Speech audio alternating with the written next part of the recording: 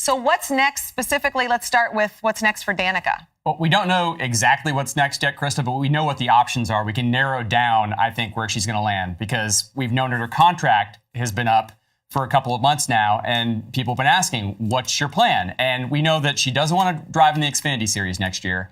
She wants to drive in Cup, but only if it's a competitive ride. And if you look at the landscape of the Cup Series right now, there certainly aren't a lot of competitive rides open. So I think she has very narrow focus here on where she would want to go. She said in her statement today that she's focused on 2017, Steve, and that, you know, wherever things take her, she's good with it, basically. She's been talking in these very zen terms lately when people have asked her about the future. She said to me on my podcast last month that the things that make her happy right now are watching her two dogs play with each other.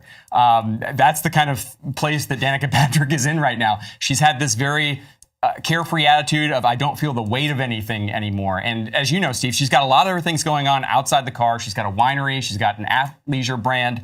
She's got a book that's coming out soon. She said that all of those things aren't an escape plan, but she also has said she doesn't have a timeline for finding something for 2018. She told me she's just going to go with the flow. So I think it's fair to say right now there's a chance she couldn't be racing after this season. Yeah, I think there's a chance. I think it's a larger chance that she won't be in a car than she will be, just because of the race teams available and the seats available. But I think you mentioned the business model she's built outside of the race car, very successful. Heck, in Richmond, her brand was her sponsor at Richmond. So obviously very successful outside of the race car. And listen, this is an IndyCar race winner.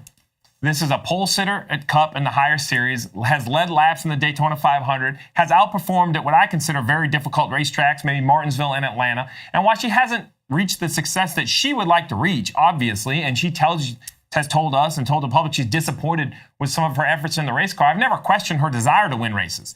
I mean, she's potentially a top 100 driver in the country. The problem is she's going against top 5, top 10, top 20 drivers in the country. So she's given it a valiant effort.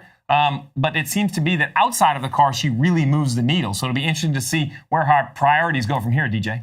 Yeah, that's the difficult part of this business, is that there are so many talented drivers out there. And she came into a world that has been dominated by men, and she performed very well and at a high level a lot of different times. But you have to do this on a regular basis for it to be beneficial for the sponsors. And so, you know, I think she's a name that everyone associates with, especially young people out there. You know, they understand the commitment that it takes. And she has made that commitment. You know, it hasn't been because of lack of effort on her part to become a better race driver and understand. She came into a sport with race cars like she had never driven before, and worked extremely hard to be as good as she could possibly be there. So you talk about wanting to be with a competitive team. Well, you've got a champion in Matt Kenseth that doesn't have a ride either. So those rides aren't out there just everywhere.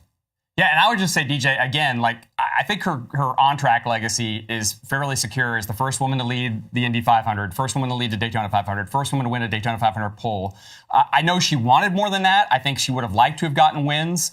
But I think that at this point, she has accomplished pretty much everything she ever could have intended to in NASCAR. And as you know, Steve alluded to, and I said, she's got a lot of other things going on around outside the car that she could fall back on. She said she didn't plan it that way.